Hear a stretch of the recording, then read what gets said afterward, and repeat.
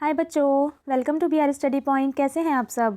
आज हम स्टार्ट करेंगे क्लास 8 की साइंस का chapter number 3, coal and petroleum. इस चैप्टर में हम देखेंगे कोल और पेट्रोलियम हमें कहाँ से मिलते हैं, क्या क्या यूजेस होते हैं इनके, ये सब कुछ चलिए देखते हैं। We use various materials for our basic needs. हम अपनी ज़रूरत के लिए बहुत सारी चीज़ें यूज़ करते हैं। Some of them are found in nature. उनमें से कुछ ऐसी हैं जो हमें नेचर से मिलती हैं, यानी प्रकृति से मिलती हैं। And some have been made by human efforts. और कुछ ऐसी हैं जो कि इंसानों ने बनाई हैं। ठीक है, फॉर एन एग्जाम्पल हम वाटर का यूज़ करते हैं। वाटर क्या है? नेचुरल रिसोर्स है। वाटर हमें प्रकृति से मिली है। ऑन द अदर हैंड हमारे घर में फ़ैन है, फ़ैन जो चलता है, जो हमें हवा देता है, वो क्या है? वो मैन मेड है। इसी तरह और बताइए, सनलाइट जो हमें रोशनी मिलती है सन से, वो क्या है? सन क्या है? Natural resource. सनलाइट क्या है? Natural resource. और उसके अलावा एरोप्लेन्स हैं, ये क्या है? सब मैन मेड रिसोर्सेज। जी, नेचुरल रिसोर्सेज जो हमें नेचर से मिलती हैं, और मैन मेड रिसोर्सेज जो मैंस ने बनाई हैं, मीन्स इंसानों ने बनाई हैं। ठीक है। In the light of availability of various resources in nature, natural resources can be broadly classified into two kinds. जो नेचर में जितनी भी चीज़ें, यानी जो भी रिसोर्सेज हमें प्रकृति से मिली हैं, जो भी रिसोर्सेज हमें नेचर ने दी हैं, उन्हें भी टू कैटेगरीज में डिवाइड कर दिया गया है। कौन कौन सी? फर्स्ट है inexhaustible resources, second exhaustible natural resources. देखते हैं इनएग्जॉस्टेबल नेचुरल रिसोर्सेज कौन सी होती हैं। These resources are present in unlimited quantity in nature. ये रिसोर्सेज, इनएग्जॉस्टेबल रिसोर्सेज ऐसी होती हैं जो अनलिमिटेड क्वांटिटी में प्रेजेंट होती हैं नेचर में। मीन्स नेचर में इतनी प्रेजेंट होती हैं कि इनको कितना भी यूज़ करते जाओ ये कभी ख़त्म नहीं होंगी। And are not likely to be exhausted by human activities. और ह्यूमन एक्टिविटीज़ से ख़त्म नहीं हो सकती। एग्जाम्पल्स क्या है? Sunlight and air. सनलाइट को, एयर को हम कितना भी यूज़ करें ये ख़त्म नहीं होंगी। ठीक है, आगे देखते हैं। नेक्स्ट है एग्जॉस्टेबल रिसोर्सेज। एग्जॉस्टेबल रिसोर्सेज कौन सी होती हैं? The amount of these resources in nature is limited. जी, इन रिसोर्सेज का जो अमाउंट है वो नेचर में क्या है? लिमिटेड, यानी कि एक हद तक है। They can be exhausted by human activities. Human activities से क्या हो सकती हैं? ख़त्म हो सकती हैं। Examples of these resources are, इनका एग्जाम्पल है फॉरेस्ट है, वाइल्ड लाइफ है, मिनरल्स है, coal, petroleum and natural gas etcetera. यानी ये चीज़ें ह्यूमन की एक्टिविटीज़ से ख़त्म हो सकती है। फॉरेस्ट ख़त्म कर सकते हैं ह्यूमन, वाइल्ड लाइफ ख़त्म कर सकते हैं, मिनरल्स ख़त्म कर सकते हैं अपनी एक्टिविटीज़ से, कोल, पेट्रोलियम एंड नेचुरल गैस भी ख़त्म कर सकते हैं। ये सब क्या हैं? Natural resources, exhaustible natural resources जो ह्यूमन एक्टिविटी से ख़त्म हो सकती हैं। एग्जॉस्टेबल रिसोर्सेज यानी कि ऐसी रिसोर्सेज जो लिमिटेड क्वांटिटी में हैं, ऐसी नेचुरल रिसोर्सेज। तो उसमें हम सबसे पहले पढ़ेंगे हमारी एक नेचुरल रिसोर्स के बारे में, जो है क्या? कोल। कोल क्या होता है, हमें कहाँ से मिलता है, इसके क्या क्या यूजेस होते हैं। और अभी हमें क्या पता है, ये नेचुरल रिसोर्स है और कैसी है? एग्जॉस्टेबल, यानी कि लिमिटेड क्वांटिटी में है। चलिए पढ़ते हैं इसके बारे में। यू मे हैव सीन कोल और हियर्ड अबाउट इट। आपने इसका नाम तो सुना ही होगा, कोल। इसको कहते हैं कोयला। It is as hard as stone and is black in colour. ये बहुत ज़्यादा हार्ड होता है, बिल्कुल पत्थर की तरह हार्ड होता है। और कैसा होता है कलर में? ब्लैक कलर होता है। आगे देखते हैं। Coal is one of the fuel use to cook food. Coal किस लिए यूज़ होता है? खाना बनाने के लिए यूज़ होता है। एज ए फ्यूल की तरह यूज़ होता है, मीन्स इसको जलाकर फिर उस पर खाना बनाया जाता है। Earlier it was use in railway engines to produce steam to run the engine. और पहले पुराने ज़माने में ये रेलवे इंजन्स, मीन्स इंजन को चलाने के लिए यूज़ होता था। ट्रेन में जो इंजन होते हैं उनको चलाने के लिए यूज़ होता था। इसके जो धुआं निकलता है जब इसके जलने से, उससे इंजन चलता था। It is also use in thermal power plant to produce electricity. ये थर्मल पावर प्लांट में भी यूज़ होता है इलेक्ट्रिसिटी प्रोड्यूस करने के लिए। Coal is use as a fuel in various industries. और काफ़ी सारी इंडस्ट्रीज़ में भी यूज़ होता है एज अ फ्यूल की तरह। Story of coal. कोल की स्टोरी देखते हैं, क्या है कोल।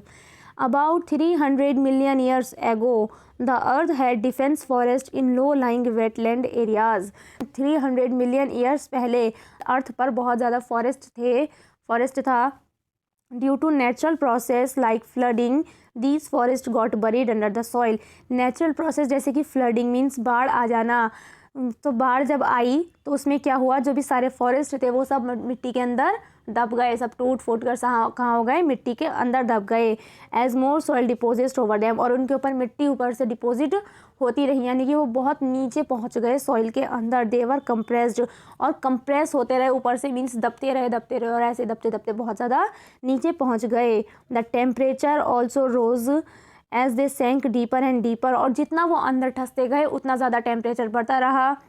Under high pressure and high temperature, जब उन पर इतना ज़्यादा प्रेशर पड़ रहा था, हाई प्रेशर था, टेम्परेचर जितनी अंदर धंसते जा रहे थे वो उतना ज़्यादा हाई टेम्परेचर था।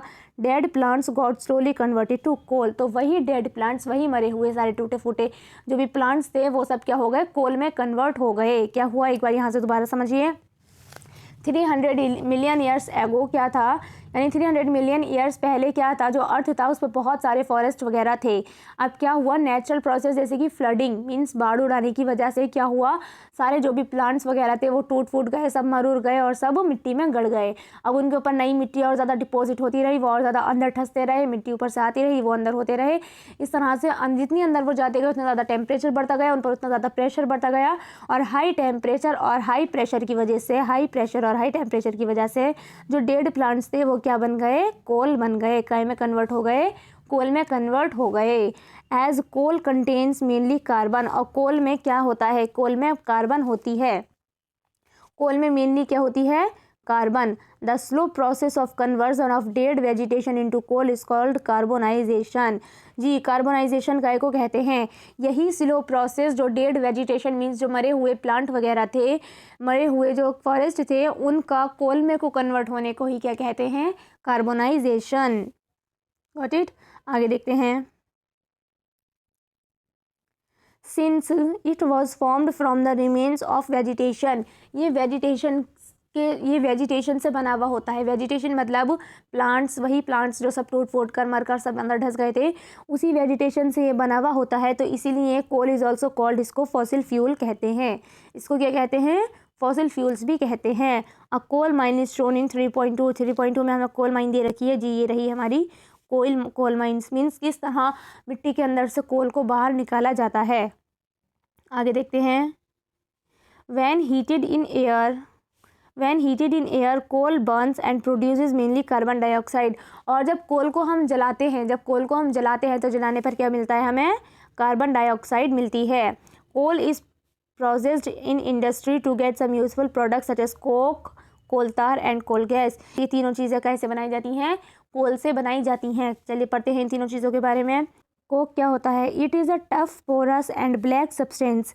ये बहुत ज़्यादा टफ मीन्स बहुत ज़्यादा हार्ड, पोरस एंड ब्लैक कलर का सब्सटेंस होता है। कैसा होता है, ब्लैक कलर का सब्सटेंस होता है। It is almost pure form of carbon. क्या होता है, ये कार्बन की प्योर फॉर्म मीन्स क्या होता है, कार्बन होता है। Coke is used in manufacture of steel and in extraction of many metals. और स्टील के मैन्युफैक्चर के लिए इसको यूज़ किया जाता है, काय के लिए, स्टील बनाने के लिए और काफ़ी सारे मेटल्स बनाने के लिए कोक को यूज़ किया जाता है। नेक्स्ट देखते हैं जो है कोल तार। कोल तार क्या है, it is a black thick liquid. ये काले कलर का बहुत गाढ़ा सा लिक्विड होता है। विद एन अनप्लीजेंट स्मेल, और इसमें एक अजीब सी स्मेल होती है। It is a mixture of about 200 substance. काय का मिक्सचर होता है, लगभग 200 सब्सटेंस का मिक्सचर होता है। Product obtained from the coal tar are used as starting material for manufacturing various substance used in everyday life and in industry.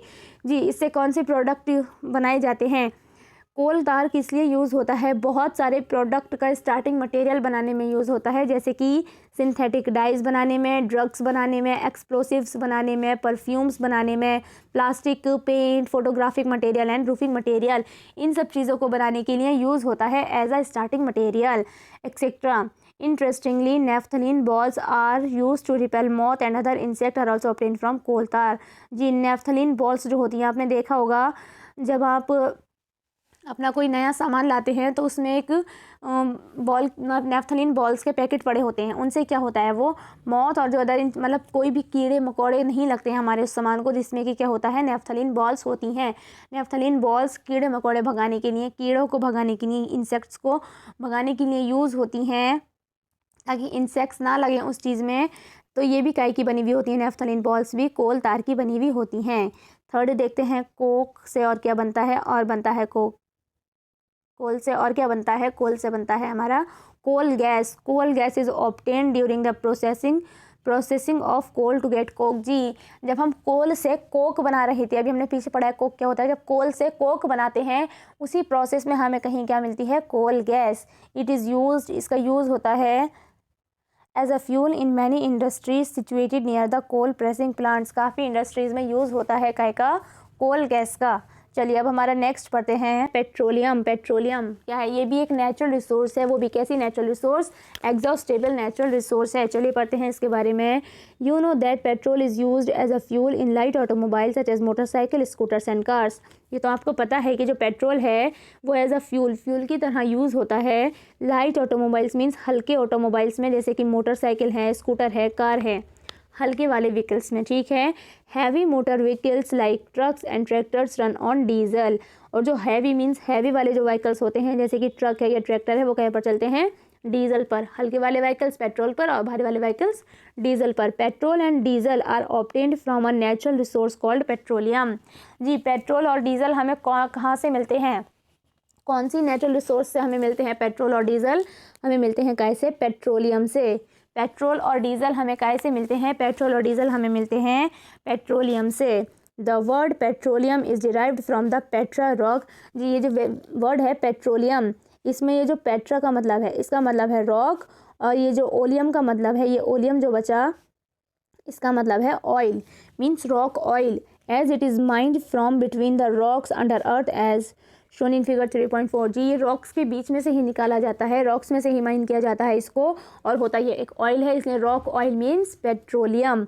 कहाँ से क्या क्या मिलता है पेट्रोलियम से? हमें पेट्रोल एंड डीजल। अभी तक तो यही देखा है, आगे देखते हैं। Petroleum was formed from the organism living in the sea. जी, पेट्रोलियम बनता कैसे है? कौन से ऑर्गेनिज्म से बना है पेट्रोलियम? लिविंग ऑर्गेनिज्म से बना है, जो कि कहाँ रहते हैं? सी मीन्स समंदर में रहते हैं। एज दीज ऑर्गेनिज्म डाइड, जब ये ऑर्गेनिज्म मरे, their bodies settled at the bottom of the sea and got covered with layers of sand and clay.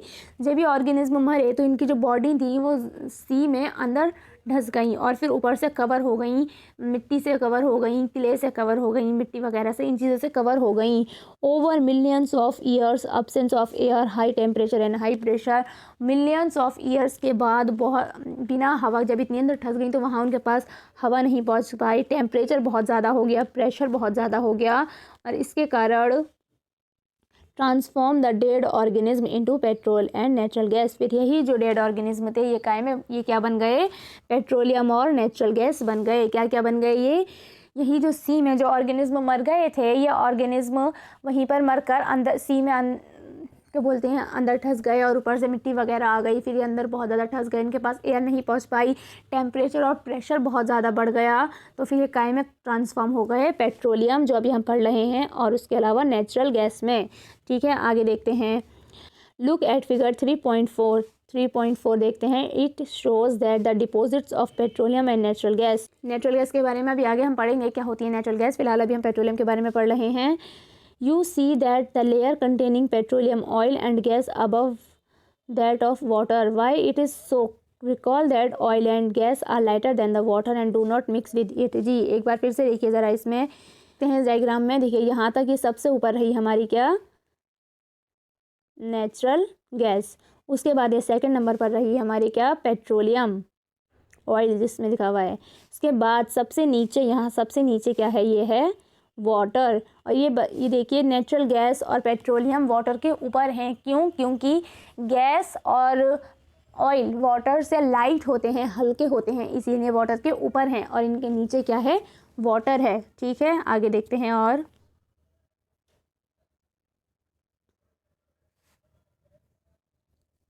जी, अब देखते हैं रिफाइनिंग ऑफ पेट्रोलियम। मीन्स हमने पेट्रोल निकाल तो लिया, अब इसको रिफाइन किस तरह किया जाएगा, और रिफाइनिंग क्या होता है ये भी देखते हैं।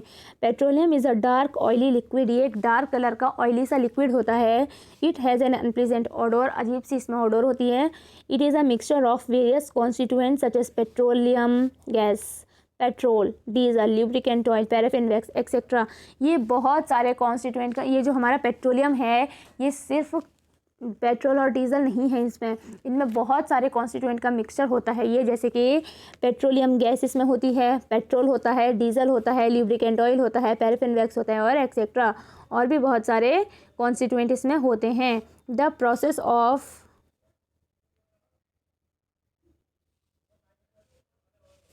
सेपरेटिंग द वेरियस कॉन्स्टिट्यूएंट या fractions of petroleum is known as refining. जी, रिफाइनिंग काय को कहते हैं, जो भी इसमें कॉन्स्टिट्यूएंट होते हैं पेट्रोलियम में उनको सेपरेट करने को, जो भी कॉन्स्टिट्यूएंट हमारे पेट्रोलियम में अभी हमने बताए थे, इन सबको अलग अलग करने के प्रोसेस को ही क्या कहते हैं, refining. It is carried out in petroleum refinery. और ये होता कहाँ पर है, पेट्रोलियम रिफाइनरी में होता है। इनको अलग करने के प्रोसेस को कहते हैं रिफाइनिंग। और ये कहाँ पर होता है, रिफाइनिंग कहाँ पर होती है, पेट्रोलियम रिफाइनरी में। ठीक है, आगे देखते हैं जी। एक बार इस टेबल में ये हमें दे रखे हैं कॉन्स्टिट्यूएंट ऑफ पेट्रोलियम। पेट्रोलियम में कौन कौन से कॉन्स्टिट्यूएंट्स होते हैं और उनके यूजेज।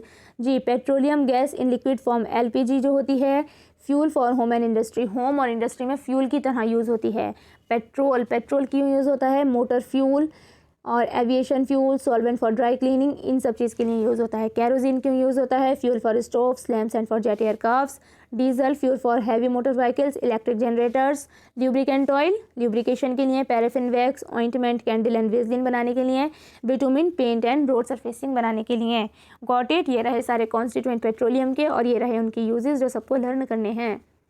जी, अब हमारा थर्ड नेचुरल रिसोर्स है, हमारी थर्ड नेचुरल रिसोर्स है नेचुरल गैस। हमारी थर्ड नेचुरल रिसोर्स है नेचुरल गैस। ये भी कैसी है, एग्जॉस्टेबल, मीन्स लिमिटेड क्वांटिटी में। Natural gas is a very important fossil fuel because it is easy to transport through pipes. Natural gas एक बहुत ज़्यादा ज़रूरी फ्यूल है। क्यों, क्योंकि ये बहुत ज़्यादा ईजी है ट्रांसपोर्ट करनी। ये कहीं से भी कहीं तक भी पाइप के द्वारा जा सकती है। Natural gas is stored under high pressure as compressed natural gas.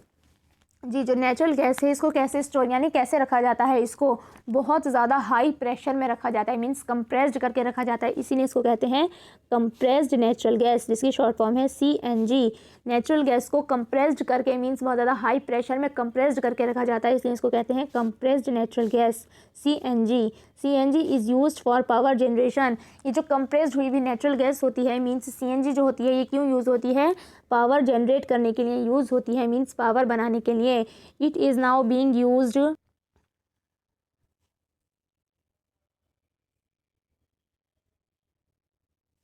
As a fuel for transport vehicles because it is less polluting, it is a cleaner fuel. जी, अब ये काय के लिए भी यूज़ होती है, अब ये फ्यूल की तरह भी यूज़ होती है, मीन्स व्हीकल्स में भी यूज़ होती है, कार, बाइक, ट्रक वगैरह इन सब चीज़ों में भी यूज़ होती है। क्यों, क्योंकि ये लेस पॉल्यूटिंग होती है, ये कम पॉल्यूशन करती है। CNG means compressed natural gas जो होती है ये कम पॉल्यूशन करती है। It is a cleaner fuel, इसको क्या कहते हैं, इसको क्लीनर फ्यूल कहते हैं, मीन्स ऐसा फ्यूल जो हमारे एनवायरनमेंट को कम पॉल्यूट करता है। ठीक है, चलिए आगे पढ़ते हैं इसके बारे में। The great advantage of CNG is that it can be used directly for burning in homes and factories where it can be supplied through pipes.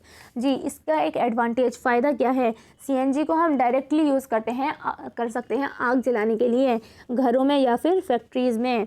Such a network of pipeline exist in Vadodara. जी, ये जो pipelines की इसका जो pipeline का network है, means जहाँ से निकलती है वहाँ से पाइपलाइन का, वहाँ की इंडस्ट्रीज से पूरा पाइपलाइन का नेटवर्क बना दिया जाता है जहाँ ये यूज़ होनी है वहाँ के लिए। ठीक है, और उस पाइपलाइन के नेटवर्क, और ऐसा पाइपलाइन का नेटवर्क कहाँ पर है, वडोदरा में है, गुजरात के वडोदरा में। Some parts of Delhi and other places, Delhi के कुछ पार्ट्स में भी है और कुछ अदर प्लेसेस में भी है। Natural gas is also used as a starting material for the manufacture of number of chemicals and fertilisers. जी, ये नेचुरल गैस जो होती है ये एज अ स्टार्टिंग मटेरियल भी यूज़ होती है, क्या बनाने के लिए, काफ़ी सारे केमिकल्स बनाने के लिए यूज़ होती है और फर्टिलाइजर्स बनाने के लिए यूज़ होती है। आगे देखते हैं। India has vast reserves of natural resources. India के पास काफ़ी सारे रिजर्व हैं नेचुरल रिसोर्सेज के। In our country natural gas has been found in, हमारी कंट्री में नेचुरल गैस कहाँ कहाँ पाई जाती है, Tripura, Rajasthan, Maharashtra and in Krishna Godavari delta, इन जगहों पर नेचुरल गैस हमारी पाई जाती है। जी, अब हमारा नेक्स्ट और लास्ट टॉपिक है इस चैप्टर का, some natural resources are limited. Natural resources कैसी होती हैं, कुछ नेचुरल रिसोर्सेज लिमिटेड होती हैं, ये तो हमने अभी स्टार्टिंग में भी पढ़ा चैप्टर के। क्या कहते हैं ऐसी नेचुरल रिसोर्सेज को जो लिमिटेड होती हैं,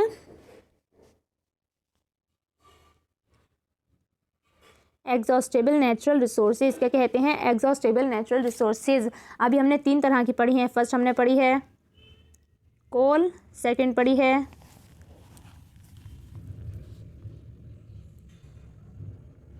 पेट्रोलियम और थर्ड पढ़ी है हमने natural gas, CNG compressed natural gas, ये तीनों क्या हैं? नेचुरल रिसोर्सेज हैं, वो भी कैसी? Exhaustible natural resources means limited natural resources. चलिए आगे पढ़ते हैं। You have studied in beginning of the chapter that some natural resources are exhaustible like fossil fuels, forests and minerals। जी हमने चैप्टर के स्टार्टिंग में पढ़ा था कि कुछ रिसोर्सेज कुछ नेचुरल रिसोर्सेज कैसी होती हैं? एग्जॉस्टेबल, जैसे कि फॉसिल फ्यूल्स, जो कि अभी हमने तीन पढ़े हैं। कौन कौन से फॉसिल फ्यूल्स हमने पढ़े हैं? जी पेट्रोलियम, कोल एंड पेट्रोलियम। उसके अलावा नेचुरल गैस पड़ी है, वो भी एग्जॉस्टेबल नेचुरल रिसोर्स होती है। और उसके अलावा फॉरेस्ट एंड मिनरल्स भी। You know that coal and petroleum are fossil fuel, ये तो हमें पता है जो कोल और पेट्रोलियम है वो क्या है? फॉसिल फ्यूल्स हैं। क्यों? क्योंकि ये जो मरे हुए डेड ऑर्गेनिज्म से बनाई जाती हैं, मीन्स वेजिटेशन से बनाए जाते हैं, इसलिए इनको फॉसिल फ्यूल्स कहते हैं। It is required the dead organism millions of years to get converted into these fuels.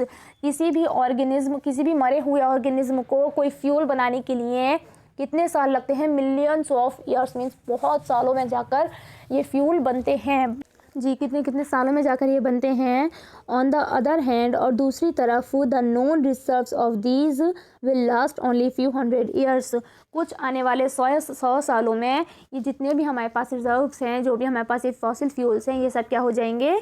ख़त्म हो जाएंगे। मिलियंस ऑफ ईयर्स में बनते हैं और अब आने वाले 100-200 सालों में ये ख़त्म हो जाएंगे। मोर ओवर, और burning of these fuels is a major cause of air pollution. इन फ्यूल को जलाने से एयर पॉल्यूशन भी होता है, मीन्स हमारी एयर में पॉल्यूशन बढ़ता है। Their use is also link to global warming, जिसकी वजह से जब पॉल्यूशन बढ़ता है तो उसकी वजह से क्या होती है? ग्लोबल वार्मिंग होती है। It is therefore necessary that we use these fuels only when absolutely necessary. इसीलिए ये ज़रूरी है कि हम इन फ्यूल्स का कब यूज़ करें? जब हमें ज़्यादा ही ज़रूरत हो। आजकल की जनरेशन को इन फ्यूल्स का यूज़ कब करना चाहिए? जब ज़्यादा ही ज़रूरत हो। ऐसा करने से क्या होगा? सबसे पहली बात, ग्लोबल वार्मिंग से हम लोग महफूज रहेंगे, मीन्स हमारा एनवायरनमेंट क्लीन रहेगा। अगर हम इन फ्यूल्स का कम यूज़ करेंगे, इनकी वजह से एयर पॉल्यूशन होता है, तो हमारा एयर पॉल्यूशन कम हो जाएगा। और दूसरी बात ये कि हम कह रहे हैं कि ये रिसोर्सेज आने वाले 100 सालों तक और चलेंगे। अगर हम कम यूज़ करेंगे तो ये और ज़्यादा चलेंगी, हमारी फ्यूचर जनरेशन के लिए बची रहेंगी। ठीक है, दो फ़ायदे होते हैं क्या? कम यूज़ करने के इन फॉसिल फ्यूल्स को।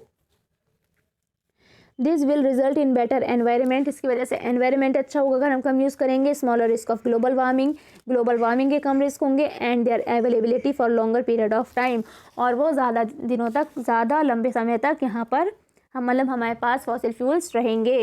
इन India the petroleum conservation research association, जी petroleum conservation research association PCRA, जिसकी शॉर्ट फॉर्म है PCRA, ये हम एसोसिएशन हमें क्या बताता है? Advises people how to save petrol diesel while driving. PCRA हमें बताता है कि किस तरह लोग अपना पेट्रोल या डीजल को सेव कर सकते हैं, बचा सकते हैं ड्राइविंग करते वक्त। PCRA मतलब पेट्रोलियम कंजर्वेशन रिसर्च इंस्टीट्यूट हमें बताता है कि किस तरह पेट्रोल या डीजल को हम सेव कर सकते हैं, किस तरह से सेव करते हैं। देयर टिप्स दे रखी हैं। Drive at constant and moderate speed as far as possible. Constant means लगातार, एक कांस्टेंट और ज़्यादा तेज़ नहीं, ज़्यादा हल्की नहीं, एक मॉडरेट मीडियम स्पीड से हमें क्या करना चाहिए? हमें अपना कार चलाने, कोई भी व्हीकल है वो हमें चलाना चाहिए जितनी दूर तक हो सके उतनी दूर तक, एक कांस्टेंट और मॉडरेट स्पीड से। Switch off the engine at traffic light और at place where you have to wait, और इंजन को बंद कर देना चाहिए जब ट्रैफिक लाइट पे हम रुके हुए हों, या फिर हमें किसी और वजह से कार को, किसी भी व्हीकल को हमारे रोकना हो, तो उस वक्त क्या कर देना चाहिए? इंजन को बंद कर देना चाहिए ताकि फॉसिल फ्यूल ज़्यादा वेस्ट ना हो। एंश्योर करेक्ट टायर प्रेशर, हमारे टायर का प्रेशर सही होना चाहिए। अगर टायर का प्रेशर सही है तो उसकी वजह से फॉसिल फ्यूल कम वेस्ट होगा। Ensure regular maintenance of the vehicle, और व्हीकल की सही मेंटेनेंस भी ज़रूरी है। ये सारी चीज़ें हैं जिससे कि हम क्या कर सकते हैं? फॉसिल फ्यूल्स को सेव कर सकते हैं। तो अब हमारा चैप्टर यहीं पर कंप्लीट होता है। आई होप आप सबको चैप्टर अच्छे से समझ में आया होगा। कोई भी अगर आपको क्वेश्चन है तो आप मुझसे कमेंट सेक्शन में पूछ सकते हैं। एंड अगर लेक्चर बहुत अच्छे से समझ में आया है so please like the video and subscribe to my channel. Thank you.